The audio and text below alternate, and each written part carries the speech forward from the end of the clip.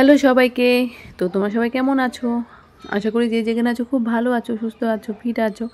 আমি কিন্তু ভীষণ ভালো আছি তোমাদের আশীর্বাদে, তোমাদের ভালোবাসায়। তো তোমাদের সামনে চলে এলাম সুন্দর আরও একটা নতুন ব্লগ নিয়ে। এই যে দেখছো আমি কিন্তু এসেছি বালুরঘাটে আমার মেয়ের কাছে। তো ব্লগটা আমি এখন থেকে শুরু করছি। আমি কী করি না করি সম্পূর্ণ ভিডিওটা তোমাদের সাথে শেয়ার করব। তো যেটা আমি প্রতিদিন করে থাকি, যেটা আমার প্রতিদিনের রুটিন, সকালে উঠে সমস্ত বাসি কাজ সেরে এক্সারসাইজ করে আমি কিন্তু স্নান ধান করে একদম বেরিয়ে পড়েছি। যেহেতু মেয়ে বলছে যে বাজার মানে সবজি বাজার শেষ হয়ে গেছে, তো এখন আমি এখানে একটা কাছে সবজি বসে, কিন্তু আজকে বসেনি, ওরা বিয়ে বাড়িতে গেছে। তো ওখানকার একটা ছেলে বললো যে এখানে পাবে না, তুমি বড় বাজারে চলে যাও টোটো করে। আর বালুঘাটে তো অনেকবার এসেছি, তো বড় বাজারে যাওয়া হয়নি, এই প্রথম যাচ্ছি বড় বাজারে। তো দেখা হয়নি বাজারটা কেমন, তো ভাবলাম দেখেও আসি আর বাজার করে আসি।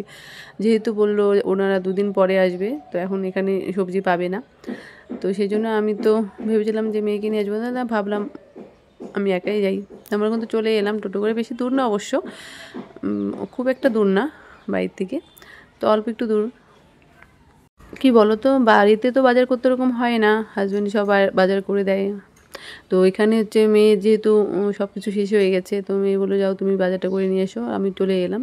তো প্রথমে আমি সবজি সব কিনে নিব, সবজি বাজার করতে হবে, তারপরে আমরা দুপুরে খাওয়া দাওয়া করে তারপরে বিকেলের দিকে যাব মলে। যেহেতু সব কিছু শেষ হয়ে গেছে, বাজার সাবান বিস্কুট তেল সব কিছু ওগুলো নিতে হবে। তো আমি সবজি ভাবলাম যে সকালে আগে সবজি বাজারটা করে নিই। তো সবজি বাজারটা দেখে ভালোই লাগলো, প্রথম আসলাম বাজারে, তো বাজারটা খুব ভালোই জমজমাট বাজার। তো ওখান থেকে সবজি তো নিলাম, ফুলকপি, তোমার সিম, বেগুন, মূলো সব কিছু নেওয়া হলো। তার সাথে সাথে আমি দুটো কদবেলও নিলাম, কিন্তু কদবেল আমার খুব ফেভারিট এবং খুব ভালো লাগে কদবেল খেতে। তো আমি কিন্তু সবজি বাজার করে চলে যাচ্ছি। তো আমার হয়ে গেছে বাজার করে, আমি এখন বাড়ি থেকে যাচ্ছি। আর কি বলো তো, কদবেল সাধারণত আমাদের ওখানে পাওয়া যায় না, বালুঘাটে একটু পাওয়া যায়। তো দেখো সব সবজি আমি নিয়ে চলে এলাম বাজার করে।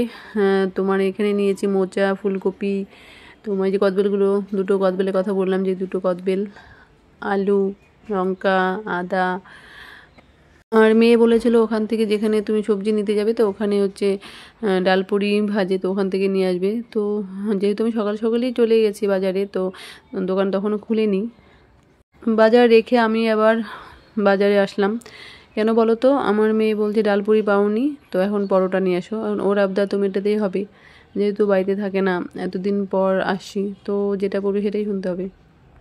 আমার মেয়ে যেখানে থাকে সেখান থেকে এই মিষ্টি দোকানটা খুব একটা দূর না, তো আমি এই মিষ্টির দোকানটা চলে এলাম। কাছে আর একটা ছিল, ওটা খুলিনি, ওটার মিষ্টিটা খুব সুন্দর ছিল। ওটা আমার মেয়ে বলে ওই দোকানের মিষ্টি খুবই ভালো, তো পরে খেয়ে নেবো। আপাতত এই দোকানে এলাম, পরোটার মিষ্টি নেবো আপাতত। তো পরোটা তো নিয়ে চলে এলাম। তো মেয়েকে বললাম যে গরম গরম খেয়ে নে, ঠান্ডা হলে ভালো লাগবে না। যেহেতু টিউশনি যাবে, টিউশনি আছে, টিউশনি পড়তে যাবে, তো আমারও কাজ আছে, অনেক কাপড়গুলো ভিজিয়েছে, কাপড়গুলো ধুতে হবে। এসে দেখি তো বাথরুমে এক বালতি কাপড় রেখে দিয়েছে, আমাকে বলছে তুমি ওগুলো ধুবে। তো এরকমই করে ও, যখনই আসে আমি ও কাপড় আগে থেকে রেখে দেয় আমার জন্য, আমাকে ধুতে হয় এসে।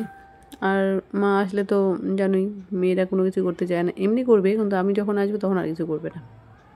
তো খাওয়া দাওয়া করে এখন কাজে লেগে পড়লাম, যেটুকু কাজ বাকি আছে ওটুকু করতে হবে। তো কাপড়গুলো আমি আগে ভিজিয়ে রেখে দিয়েছিলাম স্নান করার আগে। ভাবলাম যে স্নান করে খাওয়া দাওয়া করে তারপরে কাপড়গুলো কেচে দেবো।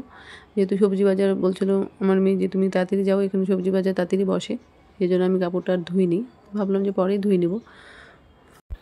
আর এই যে বাড়িতে থাকে আমার মেয়ে, মানে যে আন্টির বাড়িতে থাকে, খুব ভালো ওই মহিলা, খুব ভালো ব্যবহার, কথা খুব ভালো। এখানে খালি শুধু আমার মেয়ে না, আরও দুটো ভাড়া থাকে, ওদের ব্যবহারও খুব ভালো, খুব মিশুকি। সব থেকে ভালো হয় স্নানের আগে কাপড় কাচাটা, খুবই ভালো হয়। স্নানের পর কাপড় কাচাটা একটু অসুবিধা হয়, আমার কাছে অসুবিধা লাগে একটু, তাও কিছু করার নেই, করতেই হবে। যেহেতু আমি সবজি কিনতে যাব বলেই আমি স্নানটা করে নিয়েছি আগে। তো এখন কাপড়টা কেচে দিলাম, তো অতটা অসুবিধা হয়নি। কাপড়টা মেলে দিয়ে আমি বাদ বাকি কাজগুলো সেরে নেব। আর যে দেখছো আমি কিন্তু কাপড় কেচে কাপড় মেলে চলে এলাম সবজি বানাবো, মানে রান্নাঘরে রান্না করতে হবে এখন। তো প্রথমে পালং শাক নিয়ে এসেছিলাম বাজার থেকে, তো ভাবলাম যে পালং শাকটা আগে বেছে নিই। শাকগুলো মুঠি হিসেবে দেয়নি, তো তো শাকগুলো দেখছি এনে তো অনেকটাই শাক, তো দুজন মানুষ খাবো, তো এতটা লাগবে না, ভাবলাম যে কিছুটা বেছে কিছুটা রেখে দিব, কালকে এই 5 তারিখে আমার মেয়ে খুব পছন্দ করে। তো 5 তরকারির মধ্যে দেবো, নিরামিষ তরকারি যেটা ঘাটি তরকারি বলে অনেকে, তো ওই তরকারির মধ্যে কিছুটা দিব। আর পালং শাক তোমাদের কার কার ভালো লাগে? আমার তো ভীষণ ভালো লাগে, আর বেশি ভালো লাগে ডালের বড়ি দিয়ে পালং শাক খুব ভালো লাগে আমার। আর আলু শাক যেটা হয়, আর বথুয়া শাকটা যেটা আছে সেটা অতটা ভালো লাগে, কিন্তু অতটা ভালো লাগে না। তো আলু শাক তোমরা কে কে খেয়েছো জানি না, কিন্তু আমার কিন্তু ভীষণ ভালো লাগে, আলু শাকটা খুব ভালো লাগে। তো আজকে ভেবেছি আমি নিরামিষই রান্না করব। তো পালং শাকের ঘন্ট করব, আর হচ্ছে আলুকপি দিয়ে একটা সবজি বানাবো। প্রথমে আমার শাকটা বেছে নেওয়ার পর আমি ফুলকপিটা বানিয়ে নিচ্ছি। শীতের দিনে এটাই ভালো লাগে যে সব কিছু খেয়ে শান্তি, সব কিছু পরে শান্তি। হ্যাঁ, পরে আমি বিয়েবাড়িতে একটু অসুবিধা হয়, মানে সোয়েটার পরতে হয়, যেটা আমার খুব অস্বস্তিকর লাগে, সোয়েটার পরতে আমার একটু ভালো লাগে না। তো যাই হোক, আমার মধ্যে সবজি বানিয়ে নিলাম, সব কিছু মানে কাটাকুটি আমার হয়ে গেল। আর এদিকে আমি ফলটাও খেয়ে নিচ্ছি, যেহেতু 11টা 11:30 সময় ফলের টাইম থাকে, ওই টাইমটায় ফল খেতে হয়।